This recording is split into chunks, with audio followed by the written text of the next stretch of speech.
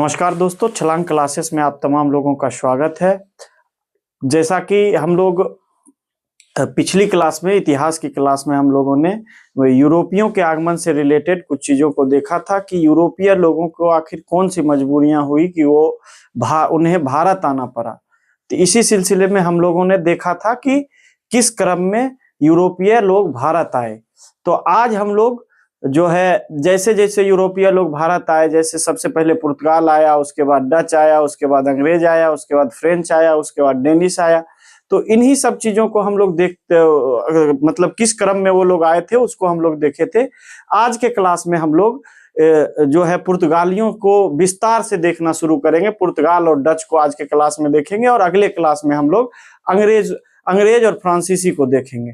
तो दोस्तों, इसी क्रम में हम लोग कल पिछली क्लास तक क्लास किए थे, लेकिन पिछली क्लासेस के विषय के रिलेटेड कई लोगों का टेलीग्राम पे मैसेज लगातार आया कि इस बोर्ड पे लिखने के बाद कई बार उनको देखने में प्रॉब्लम होती है। तो हम लोग नए सिलसिले की शुरुआत किए हैं, नए तरीके से वीडियो बनाना शुरू किए हैं। तो इसीलिए दोस्तों, आप तमाम लोगों से अनुरोध है कि ये जो नया तरीका से वीडियो बन रहा है, आप लोग इसको देखिए, पढ़िए और एंजॉय कीजिए।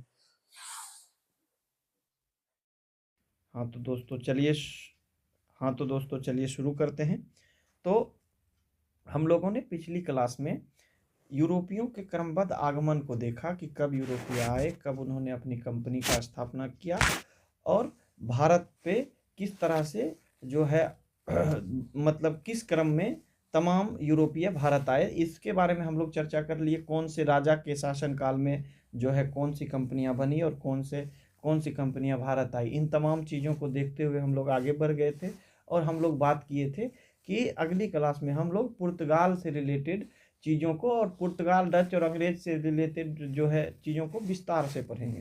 तो उसी क्रम में आज हम लोग जो है पुर्तगाल और डच को विस्तार से पढ़ने आए हैं।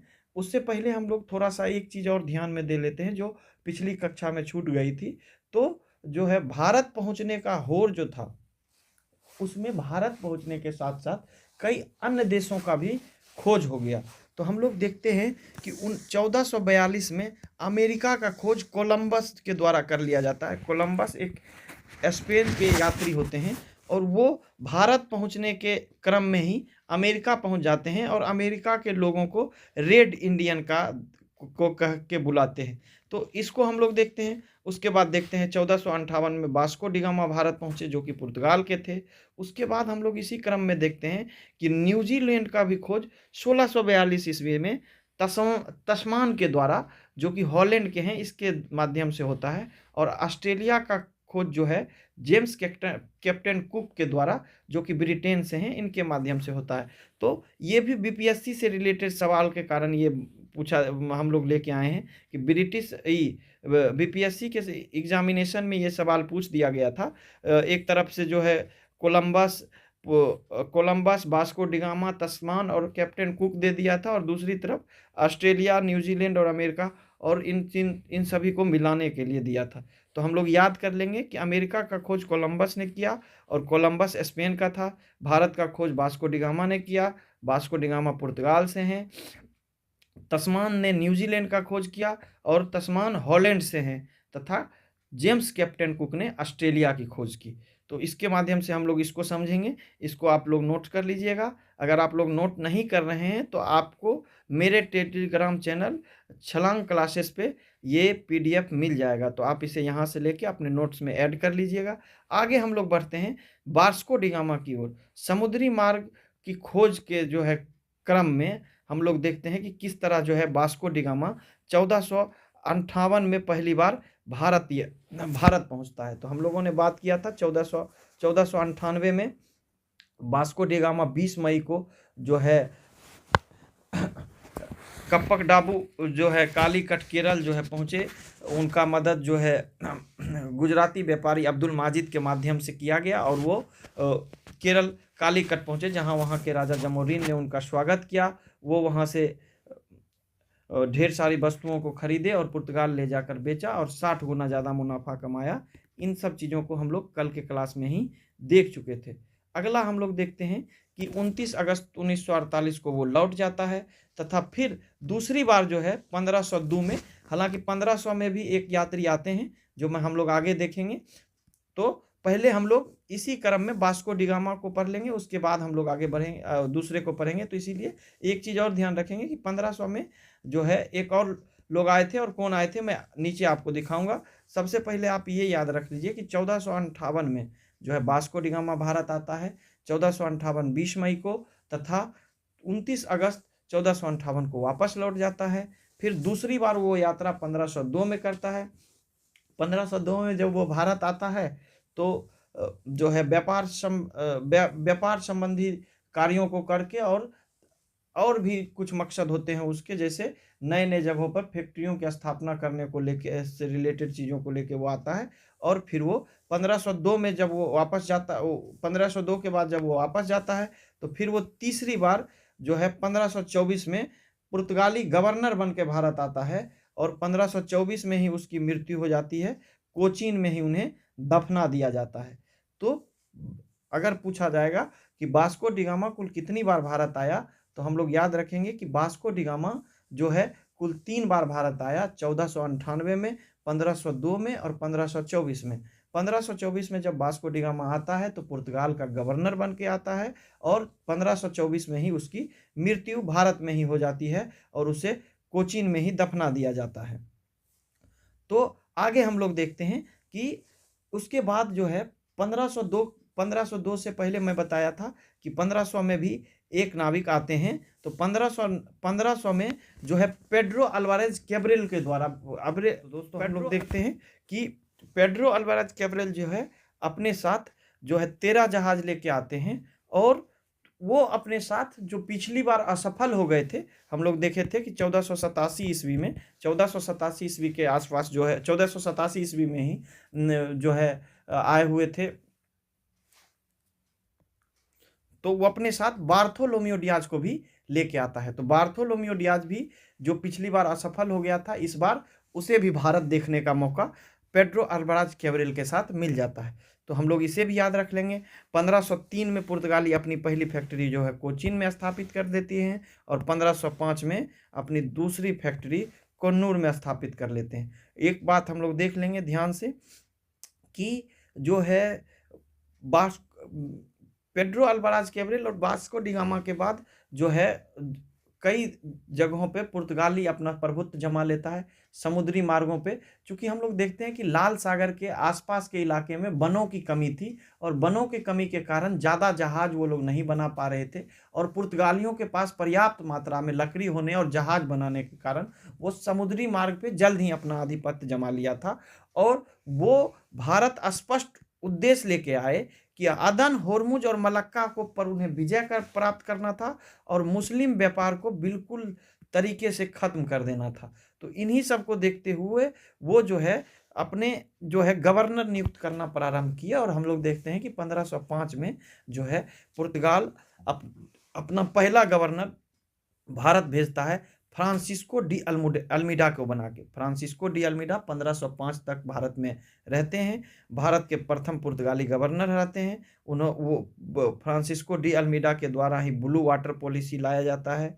ब्लू वाटर पॉलिसी के माध्यम से जो है हिंद महासागर पे जो है पुर्तगालियों का सैन्य स्थापत्य हो जाता है, और वो जो है उस रास्ते से पे जो है अपना अधिकार जमा लेते हैं। फिर हम लोग देखते हैं कि 1508 में जो है गुजरात और मिस्र के जो है साथ जो है के सामूहिक बेरों के साथ जो है अल्मीडा का लड़ाई होता है, और अल्मीडा उस लड़ाई में हार जाता है, जिसमें उसका पुत्र भी मारा जाता है। तो अपने पुत्र को खो देने के बाद अल्मीडा और ज़्यादा परेशान हो जाता है, और 1509 में फिर से वो लड़ाई लड़ता है, और 1509 में लड़ाई लड़ने के बाद अल्मीडा जो है जीत जाता है, और 1509 में अपने पुत्र के मृत्यु की बदला ले लेता है। तो 1508 में जो है मिस्र और गुजरात का जो संयुक्त सेना है, गुजरात के संयुक्त सेना को हरा देता है। तो हम लोग देखते हैं कि जो है इसी युद्ध में अल्मीडा के पुत्र जो है जेम्स लोरेंको की मृत्यु हो जाती है, और अल्मीडा जो है इस बात से बहुत परेशान होता है, और फिर 1509 में बदला लेने के उद्देश्य से फिर से लड़ाई शुरू करता है, और वो गुजरात और मिस्र के संयुक्त बेरों में से जो है दोनों को पराजित कर देता है और उसके 2 जहाज़ों को बिल्कुल नष्ट कर देता है। तो अल्मीडा के बाद जो है फ्रांसिस्को डी अल्बुकर्क आते हैं। फ्रांसिस्को डी अल्बुकर्क 1509 से लेकर 1515 तक भारत में रहते हैं। तो हम लोग देखते हैं कि 1509 से लेकर 1515 तक अल्बुकर्क के द्वारा क्या-क्या किया गया। तो 1509 में जब अल्मीडा जाते हैं और अल्बुकर्क आता है, तो अल्बुकर्क की नीति बहुत ही मजबूत होते हैं। हम लोग अल्बुकर्क को ही भारत में पुर्तगालियों का जो है सच्चा वास्तुकार या सच्चा संस्थापक मानते हैं। तो कई बार क्वेश्चन में पूछ दिया जाता है कि भारत में पुर्तगालियों का जो है असली संस्थापक किसे माना जाता है, तो वो हम लोग उसका जवाब देंगे कि अल्बुकर्क को।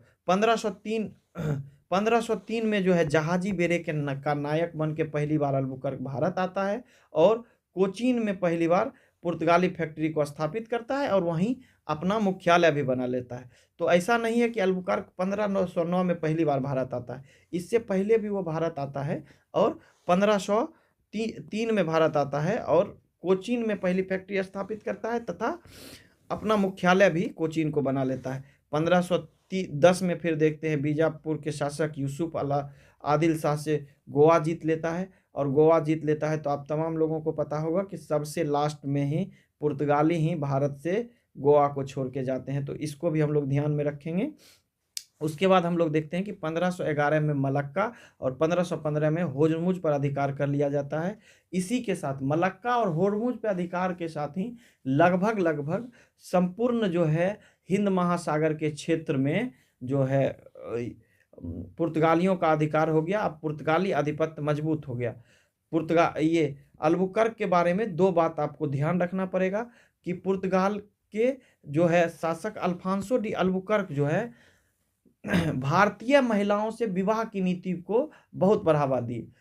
तो हम लोग इस बात को ऐसे समझेंगे कि पुर्तगाली शासक जो फ्रांसिस्को डी अल्बुकर्क थे, उन्हें लगता था कि भारत पे अगर शासन करना है तो इतने ज़्यादा लोगों को पुर्तगाल से भारत लाना संभव नहीं है।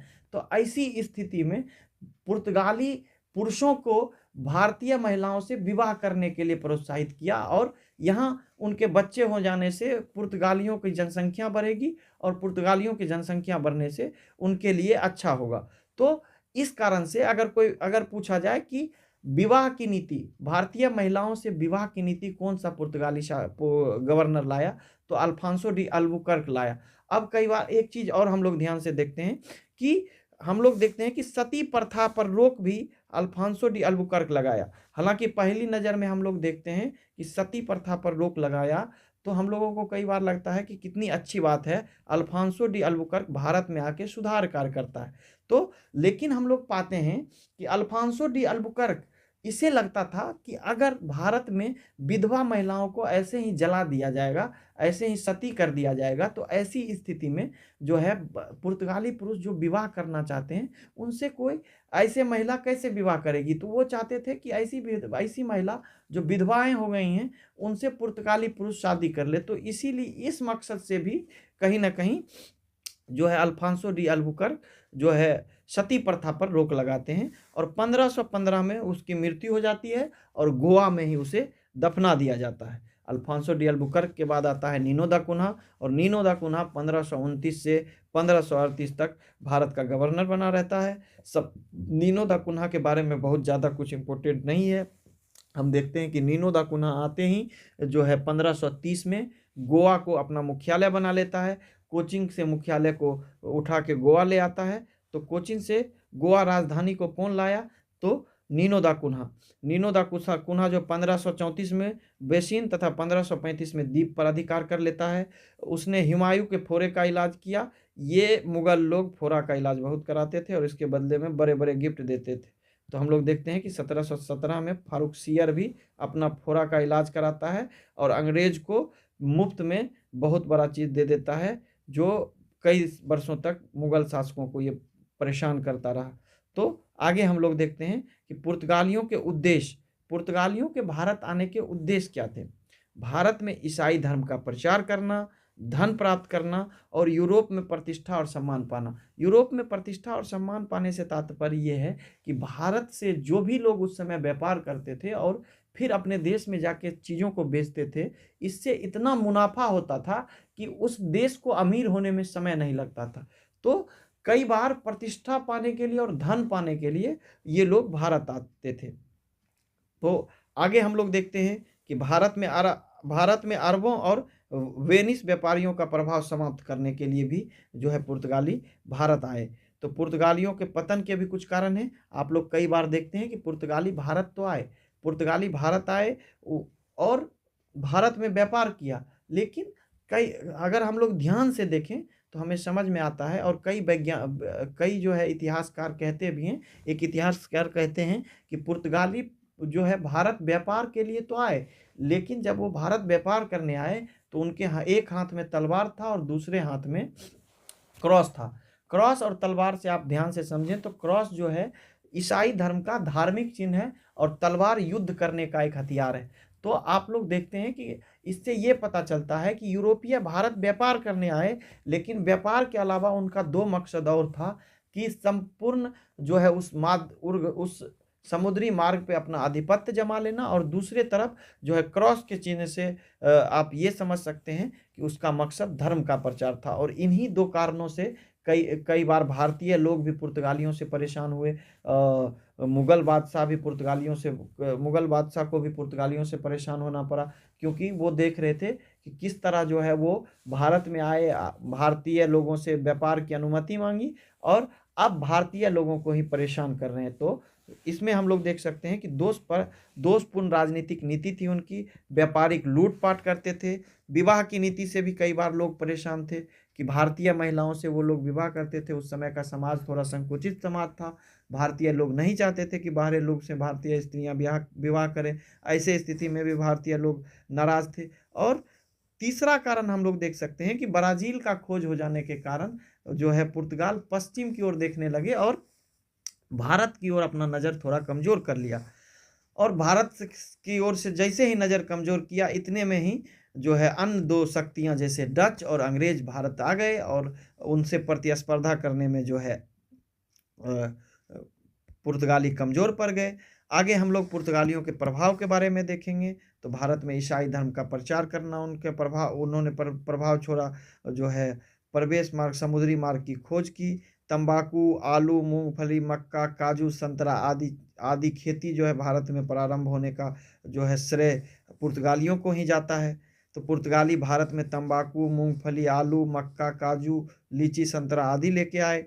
आगे हम लोग दो इम्पोर्टेंट चीज़ और देखते हैं कि सबसे पहले प्रिंटिंग प्रेस जो है गोवा में पुर्तगाली ही लेके आते हैं 1556 ईस्वी में। प्रिंटिंग प्रेस की स्थापना और गोथिक कला को भी भारत में इंट्रोड्यूस पुर्तगाली ही कराते हैं। हम लोग गोथिक कला से मतलब है कि ये कई बार आप अगर अपने आसपास ये देखेंगे जहाँ ईसाई लोग अपनी पूजा करते हैं तो वहाँ इस तरह का जो है कला बना होता है जिसमें सारी जो है लकीरें सीधी होती है, तो उसे हम लोग गोथिक कला कहते हैं। तो गोथिक कला को आप लोग देख लेंगे, इसे आप लोग कला एवं संस्कृति में देखेंगे। आगे हम लोग बढ़ते हैं 1542 में मार्टिन अल्फांसो डिसूजा के साथ जो है सेंट जेवियर जो है भारत आते हैं।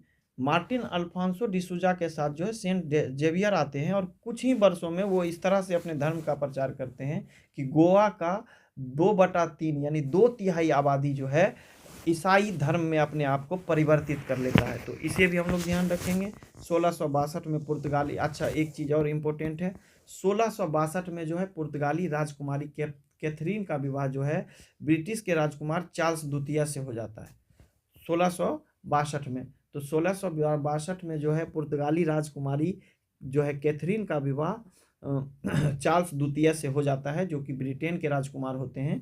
तो पुर्तगालियों के द्वारा मुंबई जो है ब्रिटिश को दहेज में दे दिया जाता है और राजकुमार चार्ल्स जो है इसी को 10 पाउंड के किराए पर जो है ईस्ट इंडिया कंपनी को दे देता है 1468 में। तो इस फैक्ट को भी हम लोग ध्यान रखेंगे। तो पुर्तगालियों के बारे में हम लोग इतना पढ़ चुके हैं। एक बार और आप इसे रिवीजन की दृष्टि से देख लीजिए। तो रिवीजन की दृष्टि से हम लोग देखते हैं कि कैसे 3 बार में जो है वास्को डी गामा भारत आता है। पहली बार 1498 में 20 मई को आता है और 29 अगस्त को लौट जाता है। फिर 1502 में भारत आता है, फिर 1524 में पुर्तगाली गवर्नर बन के आता है। कोचीन में उसकी मृत्यु हो जाती है और उसे वहीं दफना दिया जाता है। आगे हम लोग देखते हैं कि पेड्रो अल्वाराज कैब्रेल आता है भारत 1500 ईस्वी में। दूसरे पुर्तगाली थे जो भारत आए और साथ में बार्थोलोमियो डियाज को भी अपने साथ लाया। पुर्तगालियों ने अपनी पहली फैक्ट्री 1503 में स्थापित की और दूसरी फैक्ट्री 1505 में। पहली फैक्ट्री कोचीन में स्थापित की और दूसरी फैक्ट्री कोन्नूर में स्थापित की। उसके बाद हम लोग देखते हैं कि पुर्तगाल कैसे अपने प्रभुत्व को बढ़ाना चाहता है और प्रभुत्व को बढ़ाने में अपने जो है अब गवर्नर नियुक्त करना शुरू कर देता है। और गवर्नर नियुक्त शुरू करता है तो गवर्नर नियुक्त करने का उनका उद्देश्य होता है अदन, ओरमुज और मलक्का पर विजय पाना। तो अदन, ओरमुज और मलक्का पर विजय पाने के मकसद से और भारत पे व्यापार को सुदृढ़ करने के मकसद से फ्रांसिस्को डी अल्मीडा को भेजता है। फ्रांसिस्को डी अल्मीडा 1505 से 1509 तक भारत में रहते हैं। वो ब्लू वाटर पॉलिसी लाते हैं। 1508 में मिस्र और गुजरात के संयुक्त बेरे से उनकी लड़ाई होती है तथा इसी लड़ाई में उसका पुत्र जेम्स लोरेंको की मृत्यु हो जाता है। जेम्स लोरेंको की मृत्यु से परेशान होकर जो है फ्रांसिस्को डी अल्मीडा फिर से युद्ध करता है और दूसरी बार वो गुजरात और मिस्र के संयुक्त बेरे को हरा के उसके 2 जहाज़ों को बिल्कुल नष्ट कर देता है। और फिर हम लोग आगे देखते हैं कि 1509 में इन सब घटनाओं के घटने के बाद फ्रांसिस्को डी अल्मीडा भारत से चला जाता है और फिर भारत के नए गवर्नर अल्फांसो डी अल्बुकर्क आते हैं। अल्फांसो डी अल्बुकर्क 1509 से 1515 तक रहते हैं। 1509 में वो आता है और 1509 में जो है गवर्नर बनने के बाद वो बहुत ही मजबूती से काम किए और इतना कार्य किया कि असल में भारत में पुर्तगालियों के स्थापना का श्रेय जो है वास्तविक संस्थापक के रूप में जो अल्फांसो डी अल्बुकर्क को ही दिया जाता है। अल्फांसो डी अल्बुकर्क को पुर्तगाल का वास्तविक वास्तुकार और संस्थापक भी कहा जाता है। सबसे पहले हम लोग देखते हैं कि पुर्तगाली गवर्नर जो है अल्फांसो डी अल्बुकर्क पहली बार 1509 में भारत नहीं आते हैं। 1503 में भी अल्बुकर्क भारत आते हैं और 1503 में जो है पहली फैक्ट्री स्थापित होता है और जो है कोचीन में, और वही पुर्तगालियों का मुख्यालय बन जाता है जब तक कि आगे देखेंगे हम लोग कि 1503 में नीनो दा कुन्हा उसको बदल कर गोवा नहीं ले जाता है। फिर हम लोग देखेंगे ध्यान से 1510 में बीजापुर के शासक जो है यूसुफ आदिल शाह से गोवा को जीत लिया। उसके बाद 11 में मलक्का और होर्मुज पर अधिकार कर लिया। उसके बाद मलक्का और होर्मुज पर अधिकार होते ही जो है हिंद महासागर पे देखे किस तरह से अधिकार हो गया। आगे हम लोग देखे थे सती प्रथा पर कैसे रोक लगाई, स्त्रियों से विवाह की नीति को कैसे बढ़ावा दिया। फिर हम लोगों ने नीनो दा कुन्हा को देखा। नीनो दा कुन्हा जो है के बारे में एक इम्पोर्टेंट चीज़ याद रखना है कि 1530 में वो गोवा को अपनी राजधानी बना लेता है। गोवा को अपनी राजधानी बनाने के बाद जो है 1534 में बेसिन पे अधिकार करता है। 1535 में द्वीप पे अधिकार करता है। ये हुमायूं के फोड़े का इलाज करता है, आदि चीज़। एक चीज़ और हम लोग उस समय देखना छूट गया था कि गुजराती शासक बहादुर शाह से इसकी हाथापाई होती है और इसी हाथापाई में बहादुर शाह जहाज़ से नीचे गिरकर मर जाता है। और उसके बाद 1535 में द्वीप पर पुर्तगाली अधिकार कर लेते हैं। पुर्तगालियों के उद्देश्य को हम लोग देख लिए, पुर्तगालियों के पतन के कारण को हम लोग देख लिए, आदि पुर्तगालियों से रिलेटेड लगभग जितनी भी चीज़ थी हम लोग देख लिए। पुर्तगाली राजकुमारी कैथरीन का विवाह 1662 में हुआ और किस तरह से 1668 में पुर्तगाली लोग मुंबई को ब्रिटिश को देते हैं और फिर 1668 में जो है ब्रिटिश राजकुमार जो है चार्ल्स द्वितीय जो है 10 पाउंड के किराए पर इसे मुंबई को ईस्ट इंडिया कंपनी को दे देता है। तो आगे हम लोग देखेंगे डच यानी नीदरलैंड कंपनी भी इसे कहते हैं। 1595 से 1596 में पहला जहाजी बेड़ा जो है कॉर्नेलियन हॉटमैन के नेतृत्व में आता है। 1602 में जो है United East India Company of Netherland की स्थापना होती है। उसका मूल नाम वेरंगई ओस्ट इंडेस कंपनी था, तो इसे भी हम लोग ध्यान रखेंगे। सहकारिता के तर्ज पे, ये सबसे ज़्यादा डच कंपनी के बारे में अगर कुछ पूछा जाता है तो यही पूछा जाता है कि सहकारिता। 3 क्वेश्चन डच के बारे में ध्यान रखिएगा कि पहली बार कौन आया, तो कॉर्नेलियस हॉटमैन आया। और फिर हम लोग याद रखेंगे कि डच ईस्ट इंडिया कंपनी सहकारिता के तर्ज पे चलने वाली पहली कंपनी थी। इन्होंने पहली बार अपना शेयर भी जारी किया, तो इसे भी हम लोग ध्यान रखेंगे। ये 11 वर्षों के एकाधिकार के साथ आई। 1619 में डचों ने जकार्ता को जीता, और वहाँ बोटाविया नगर की स्थापना कर, और बोटाविया को ही डच ने अपना मुख्यालय बनाया। तो डचों ने आरंभ में मसाला में रुचि लिया और फिर बाद में कपड़े में। तो कई बार सवाल पूछा जाता है, तो आप देख लीजिए कि भारत से मसालों के व्यापार पे जोर दिया पुर्तगाली, लेकिन भारत से कपड़े के व्यापार पे कौन जोर दिया, तो डच। तो भारत से मसाला ले जाते थे ज़्यादातर पुर्तगाली, लेकिन भारत से कपड़ा ज़्यादातर डचों ने ले जाना शुरू किया। तो इसे भी हम लोग ध्यान में रखेंगे।